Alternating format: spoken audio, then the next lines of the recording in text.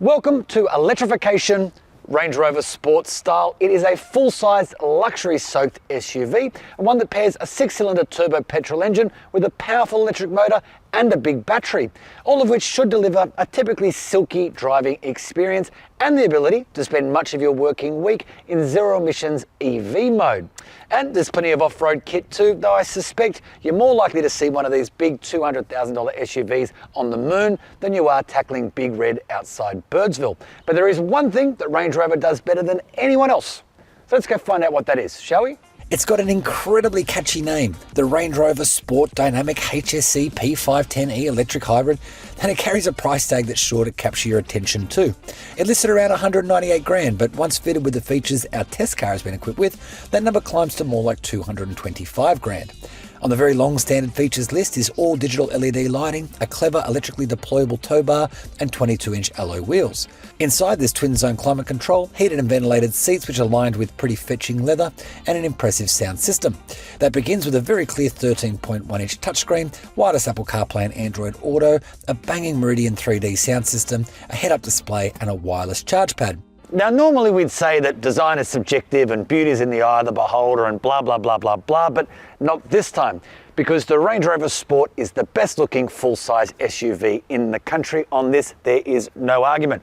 But if you want yours to look quite as good as this one, well, you're gonna have to dip a little further into your pocket. This pretty spectacular paint is called Eiger Grey Satin, and it adds $13,500 to the sticker price, and these big 23-inch black alloys, well, that adds another $2.5 grand. But to be honest, even without those kinds of things, this is a pretty special looking SUV. The Range Rover people have a special skill in making these large vehicles feel somehow svelte and sexy rather than big and bulky, and for mine, they've done it again here. Unsurprisingly, it's a really nice place to spend time in here. In fact, I really love the design application in this cabin.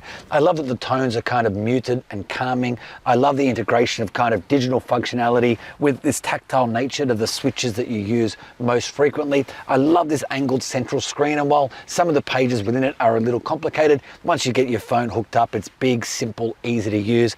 And I love the digital instrument display, which is nicely integrated into the dash behind the wheel. So really there is a lot to like about the design of this cabin, but there is one or two little quirks as well. One of them is this wireless charging pad for your mobile phone, which your phone just sort of slides into but has nothing to hold it into place. So of course, when you accelerate or brake, it comes sliding straight back out again, which is just a little weird oversight, but generally speaking, yeah, a nice place to spend time. So a big car means big space, and that's true for backseat riders here as well. I'm sitting behind my own 175 centimetre driving position, miles of knee room, plenty of headroom, and honestly, you could probably get 3 adults across the back here in something approaching comfort, certainly 2 adults in each window seat with no dramas at all. Now, you've got 2 cup holders hidden in this little pull-down divider, and backseat riders also make use of their own USB charge points. There's one for each window seat there as well. But interestingly, in a car in this price point, the 4-zone climate control, which this car is equipped with, is a cost option. Otherwise, the backseat riders would just get vents. Now, of course, the Range Rover Sport can tow, but they're not going to ruin this beautiful rear end with something as ugly as a tow bar. So instead, it's hidden here for you, deploys at a push of the button in the cabin, and when you've got it out, you can tow up to 3 tons braked. Now, there's a multi-pronged approach going on under here, and it starts with this 6-cylinder turbo petrol engine. It pairs with a 105 kilowatt electric motor and a 38.2 kilowatt hour battery to deliver a total 375 kilowatts and 700 newton meters. Now, Range Rover says that's enough to push this big beast to 100 kilometers an hour in 5.4 seconds, which, to be honest, in a vehicle this size really isn't too shabby. Now, elsewhere, it's all-wheel drive, of course, and there's an 8-speed automatic on board too. Now, do you remember that big battery I mentioned earlier? This is where you fill that up. And once charged, the brand reckons you'll get up to 125 kilometers of all-electric driving range, which really should be more than enough to get you to work and back for at least 1, 2, 3 days. You charge it up and you go again, effectively reducing your fuel bill to 0. Now, speaking of fuel, with the system combined, the brand reckons you're looking at 1.6 litres per 100 kilometers on the combined cycle, but the reality is with plug-in hybrids, those numbers are just never really accurate. mode. I've been getting closer to 10 litres per 100 so far. Those numbers are really based on you filling it up and using the EV mode every single time you leave the house. And look, that's just not the real world reality. Okay then, so welcome to my mobile cigar lounge, and I'm starting with the car off this time for a reason. It's the benefit of a plug-in hybrid. So if you can believe it, that's it fired up, although you can't hear it. And as long as you take off slowly enough, gently enough, it'll stay in EV mode as well, meaning you can sort of creep around in absolute silence until that petrol engine kicks back in again, which is a handy trick. Now, when it does, you can certainly hear it and feel it. That's a turbocharged 6-cylinder doing its work. But again, that's not necessarily a bad thing either. It is, as it says on the tin, a kind of best of both worlds proposition. Now, before I started planting my foot to really call that engine into life, I took note of the fuel use we've been using so far, and without trying to get into EV mode or lock out the petrol engine, we've been averaging 9.9 litres per 100 kilometres, which really isn't bad in a big SUV that weighs in excess of 2.5 tonne. And we've been doing that by letting the car figure out the most efficient way to use its power. The downside is we've used about 70% of the battery charge without really using the EV mode at all. So if you do want to use this as an electric vehicle during the week, you need to engage EV mode, lock out that petrol engine. You'll get about 100 Ks or a little bit more in EV range, and just make sure you remember to plug it in every night. If you choose not to do that, well, the car will just do the clever thing for you, but you will be using about 10 litres per 100. That is, of course, until the batteries are drained completely. Then if you don't plug it in, I assume your fuel use is going to be a little, if not a lot worse than that.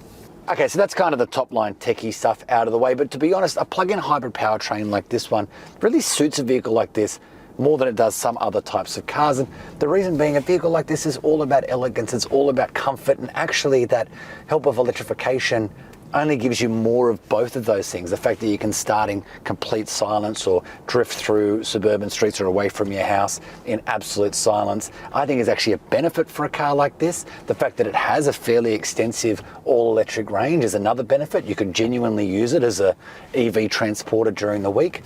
But then when you do want more power, there's certainly no shortage of that either. So it really does kind of feel like a best of both worlds proposition, something that can be all electric during the week, but can also take you as far as you'd like to on the weekend. That's the other kind of quirk about a vehicle like this. Range Rover insists on instilling all of its cars, including this one, with some sort of off-road capability, and this one's got plenty of off-road tech on board as well, but I just can't see this thing bush bashing its way across the Australian outback, can you? To me, it feels very much an urban car, and I worry then that a lot of that stuff is kind of going to be wasted.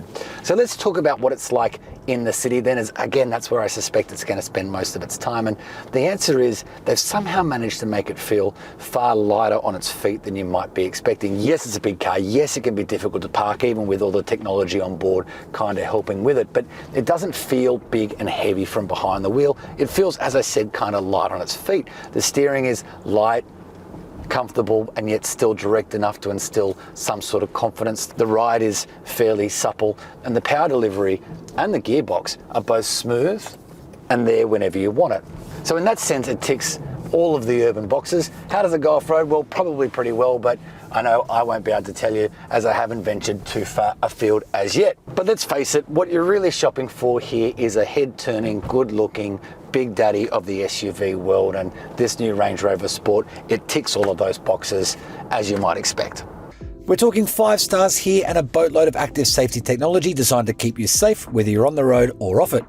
That includes a 3D parking camera, adaptive cruise, AEB, traffic sign recognition, a rear traffic monitor, and front and rear parking sensors.